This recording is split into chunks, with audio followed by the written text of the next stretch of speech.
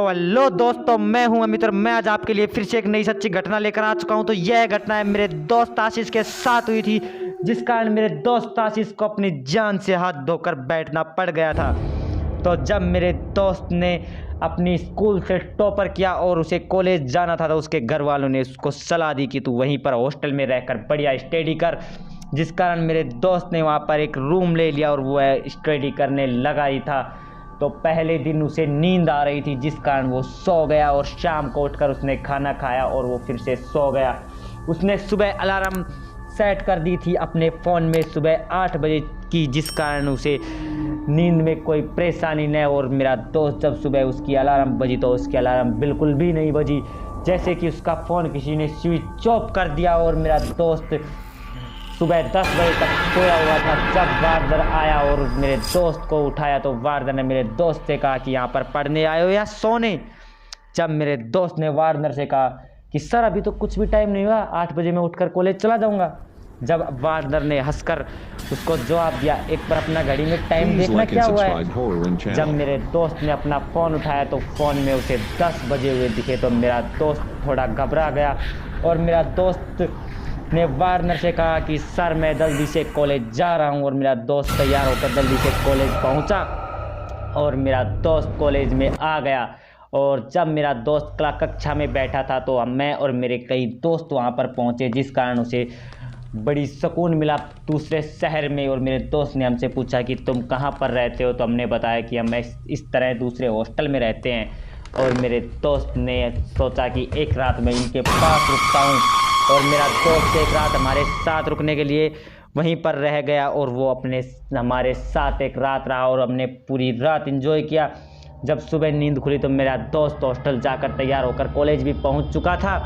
तो हमने मेरे दोस्त पर इतना ध्यान नहीं दिया और दूसरे दिन वह दोपहर में अपने कॉलेज में जाकर सो गया। और शाम को उठा तब उसने देखा कि वो पेन लाना भूल गया। तो वो अपने नीचे की दुकान पर जाकर पेन लेकर आया और पेन लाकर वो पढ़ाई करना शुरू कर दिया। जब मेरे दोस्त को नींद आ गई, लगभग रात के करीब 10 बजे हुए थे।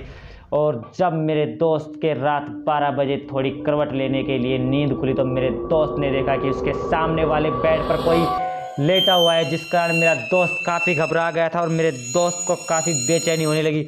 उसे पता था कि उसके रूम में तो कोई नहीं है उसके अलावा। पार्टनर ने बताया था कि उस रूम में तो और कोई नहीं रह सकता सिर्फ तुम्हारे अलावा, और दूसरा बंदा भी कोई वार्नर ने फिक्स नहीं किया था, जिस कारण मेरा दोस्त काफ़ी घबरा गया और वो ज़ोरों से चिल्लाया। तब वार्नर ऊपर आया तो मेरे दोस्त से पूछा तो मेरे दोस्त ने बताया कि मेरे बगल वाले बेड पर कोई बैठा है। मेरा दोस्त काफ़ी डरा हुआ था। वार्नर ने अंदर देखा तो कोई नहीं था। तो सभी लड़के मेरे दोस्त पर हंसने लगे और मेरा दोस्त काफ़ी उदास होकर वो हिम्मत से कमरे में जाकर सो गया और दूसरे दिन उठकर कॉलेज आ गया।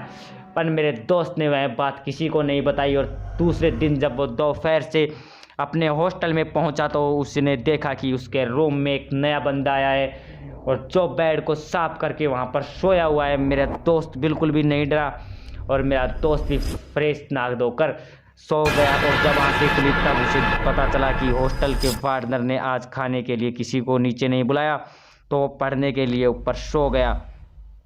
दूसरे दिन मेरे दोस्त को लगा कि कोई सामने वाले बेड पर बैठा है। मेरा दोस्त काफ़ी घबराया था। मेरे दोस्त ने बोला कौन हो तुम। तभी उसने मेरे दोस्त की तरफ जोरों से देखा और मेरे दोस्त के पास जाकर मेरे दोस्त से कहा तुमने यदि किसी को मेरे बारे में बताया तो तुम्हें बहुत बुरा होगा। और मेरे दोस्त को हार्ट अटैक से वहीं मेरे दोस्त की मौत हो गई। और तब से मेरे दोस्त के उस रूम में कोई नहीं जाता। जब सुबह वार्डनर ने देखा तो मेरा दोस्त वहीं पर लटका हुआ था और पुलिस को भी ज़्यादा छानबीन के बाद ज़्यादा कुछ पता नहीं चला। तो ऐसी ही सच्ची घटनाएं सुनने के लिए चैनल को लाइक